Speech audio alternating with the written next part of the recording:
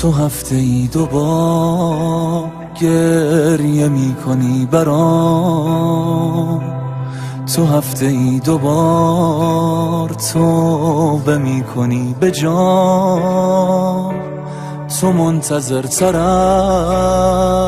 از منی تموم شه غیبتم دروغ میگم عاشقم، کم از کم امام کو یاد کریں اپنے گھر میں، اپنے کمرے میں کوئی ایک وال پیپر، کوئی ایک پوسٹر، کوئی موبائل پہ کہیں پر کہیں یا مہدی ادرکنی، ابا صالح یا امام زمانہ، کوئی ایسی چیز لگائیں کہ آپ گھر میں داخل ہوں تو آپ کو آپ کا امام یاد آتا رہے.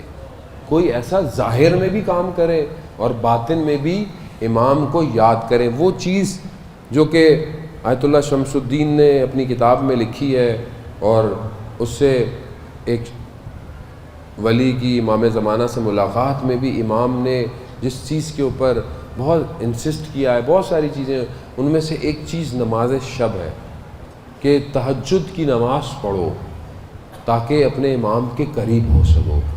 تہجد کی نماز کسی کو دکھانے کے لیے نہیں ہوتی ہے، انسان چھپ کے پڑھتا ہے، کوئی بھی نہیں دیکھ رہا. تو ایسی بات اس وقت میں جب آپ اپنے امام کو یاد کریں گے، یقیناً آپ خالص اپنے دل سے تنہائی میں اپنے امام سے گفتگو کریں گے. اور یہ بہت ضروری ہے عزیزان محترم، امام کو یاد کریں. ایسے ایسے علماء گزرے ہیں کہ جن کے سینوں میں علم امام زمانہ نے اپنے سینے سے لگا کے دیا تھا.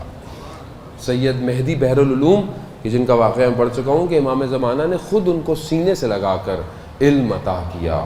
اور اس مقام پر کہ حج پہ گئے، اور زمانے میں لوگ ظاہر ہے سواریوں پہ حج کرتے تھے تو کفردہ، تو ایک سال وہیں رہ گئے حج پہ. اب جو آتا تھا چیزیں لے جاتا تھا، تو ان کے خادم نے کہا آپ اتنی بخشش سید کرتے رہتے ہیں، پیسے ختم ہو جائیں گے، ہم نے واپس بھی جانا ہے. ان کا کیا فرق پڑتا ہے، یعنی یہ ہوا.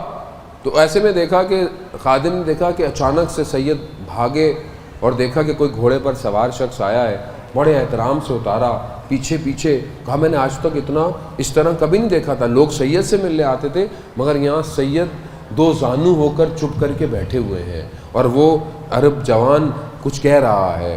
میں نے کوشش کی آنے کی، مجھے نہیں آنے دیا. اور پھر ویسے ہی آرام سے ادب سے چلے گئے. اور وہ جب گئے تو مجھے بلایا اور مجھے ایک حوالہ دیا. کہا جاؤ اور جا کر مکہ کے بازار میں فلانی جگہ دکان ہوگی، وہاں سے یہ حوالہ لے آنا.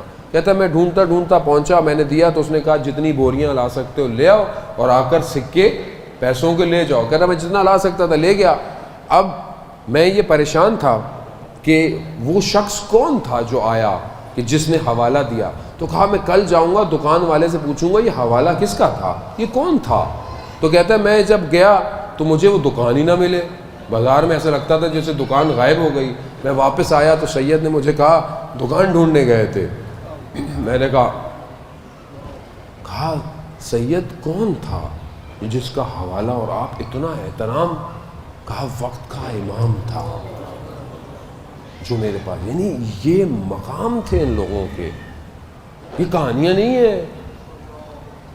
امام کے ساتھ میں نے پہلے بھی بتایا ایسے لوگ موجود ہیں، ابھی بھی لوگ موجود ہیں. یہ جو دنیا میں کام ہو رہا ہے یہ ایسے نہیں ہو رہا.